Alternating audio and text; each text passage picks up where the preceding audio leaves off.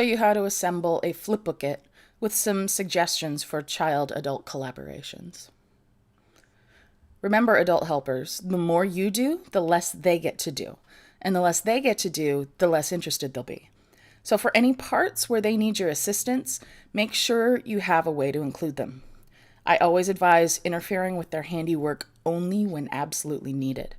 This way, they get to own the project, and they understand that it's not that they can't do something, it's that their bodies aren't quite ready to do it yet. With this in mind, I've included some tips in this video for the parts that are toughest for kids, so you can involve them as much as possible.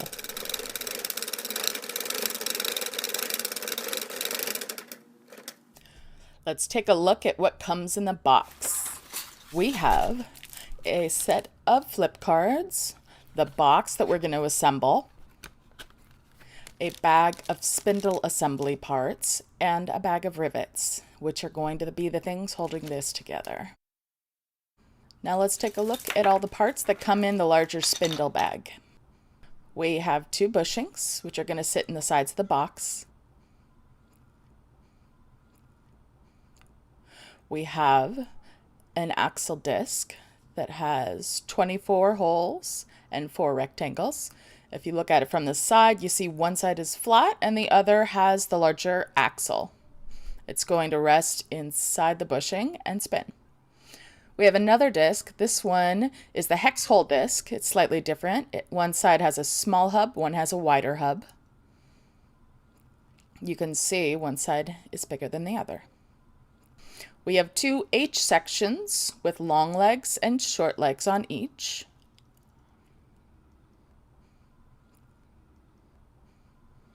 We have an axle pin and we have a crank wheel with a handle and a hexagonal hole on the back.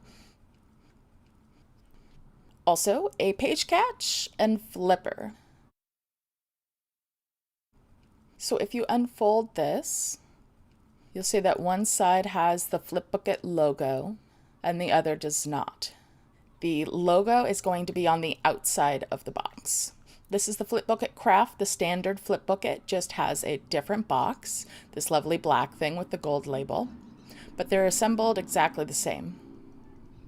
Fun way to get started, we're punching out the holes. These don't require tools to punch out. You can do it with your fingers. If you'd like a hand, you can use a pencil, or I like using a chopstick. And just punch out all of the holes.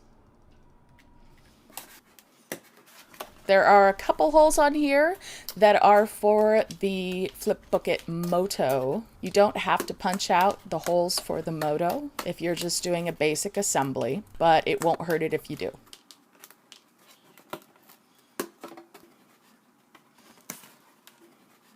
And there we are. I've punched out all of the necessary holes, and I actually punched out a couple of the holes that you need for the Moto, but that's okay. Now we're going to fold along all of these creases.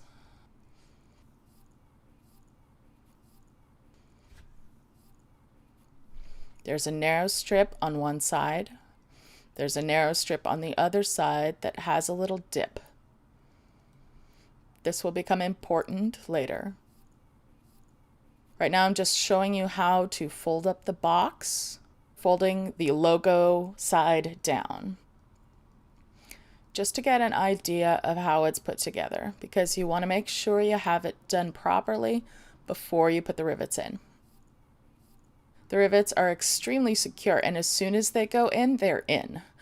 So this is a test just to show you the shape of the box and how it will go together.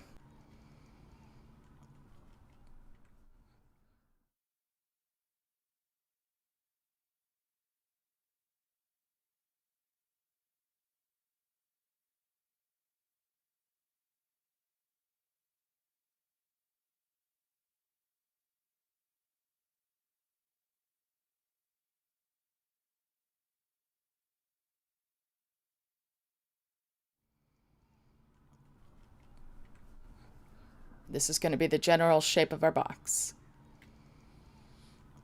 Let's take a look at this little bag of rivets here. Small rivets and a piece of double-sided tape. This is meant to be there. We're going to put it aside for right now. The rivets have 2 parts. One part has smooth sides and an open hole in the center. The other side is smaller and, as you can see, has little bumps along the side.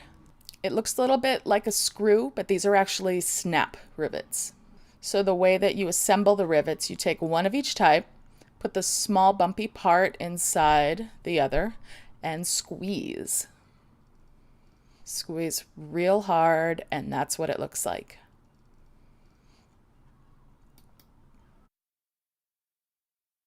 Assembling the box with the logo side down. First thing we're going to do is attach this flap and this flap. I'm going to take a rivet.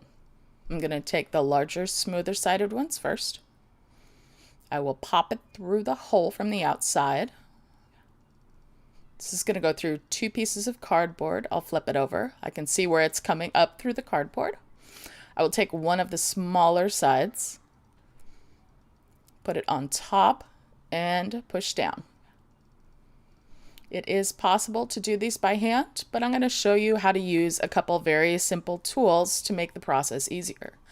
One thing that you can use is a quarter. You're going to place the 2 parts of the rivet. I'm going to put a quarter on top and push. And there we go. You could also use a spoon or a key. So now I'm going to demonstrate how to use a spoon. Same as before.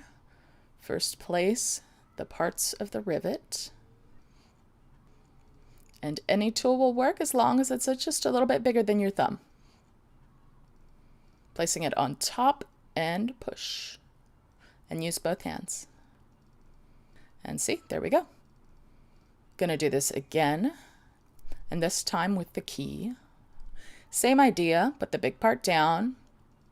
Use your thumb and fingers if you need to help press them together. You might have other good tools. Anything that you can use to help squeeze them together is great. So we're going to fold this up again, the same we did before. So now we're going to be putting a rivet through 3 layers of cardboard.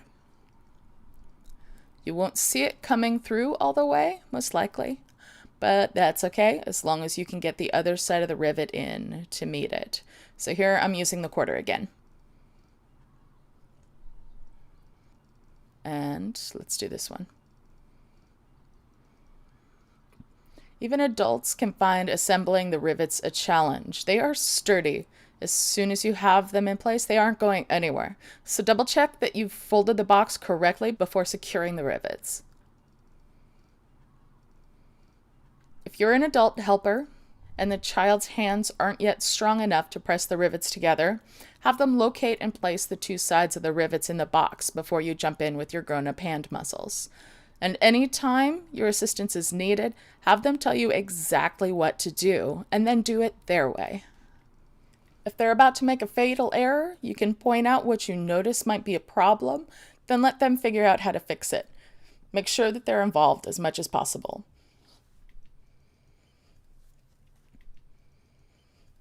And there we go. We have our box riveted and ready. Let's talk about regular books for a second. If you want to flip through one, you need to use something like your thumb. And then we can flip through it very nicely. Unfortunately, our flip book does not have a thumb. Fortunately, it does come with a flipper. And it goes in here where that little dip is that I showed you before. We're going to take these 2 parts, the flipper, and this is the page catch. There are 2 bumps on the back of one and 2 holes on the back of the other. Those go together. Now, assembling these, you need to line them up. Squeezing them with your hands is possible, but it can be tough. So I like using pliers because they snap in really nicely. If you have any small people around who like to put things in their mouths, this smaller piece, the page catch, if it accidentally pops off, is a possible choking hazard. So one option is to leave out the smaller page catch and just use the larger flipper. Now we're going to grab that piece of double-sided tape that we had before, peel it off, stick it on the back of the smooth side of the L-shaped flipper, like so. And then need to peel off the other side of the tape and slide that right in.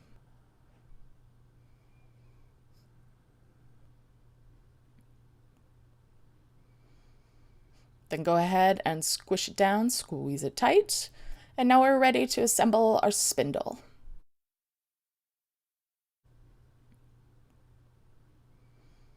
First thing, let's take these two H pieces with some long legs and short legs. Hold them with the two long legs of each together. Turn one of them 90 degrees to the side and slide the slots all the way together. If you're working with kids, another good thing to do while you're assembling this is to pay attention to shapes and patterns. You can invite them to notice that there are 4 little rectangles pointing out from the center. We might have seen that shape somewhere else before.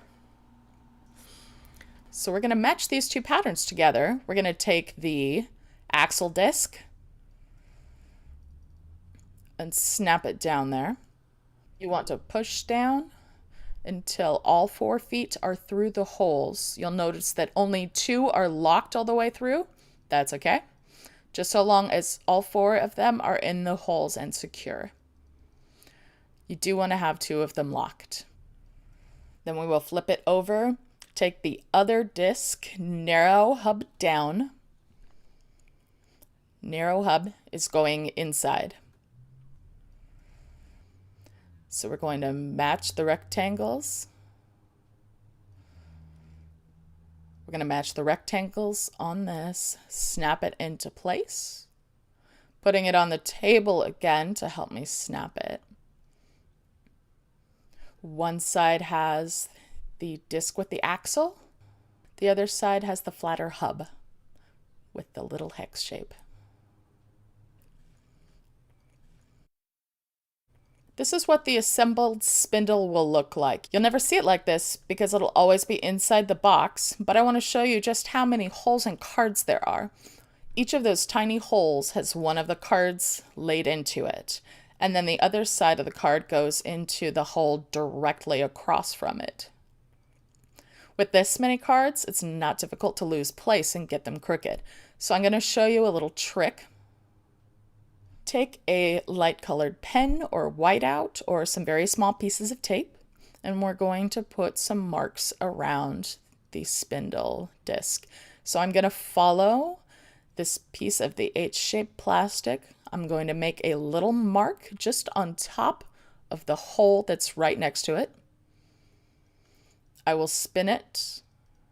I will make another mark on top of that hole.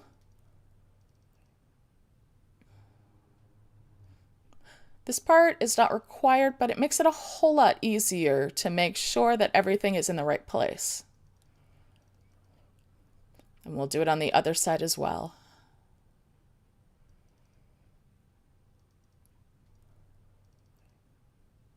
It's exceptionally frustrating putting in 20 of the 24 cards before realizing that you're one hole off and having to go back and fix them all. This is a good way of giving yourself a little reference guide.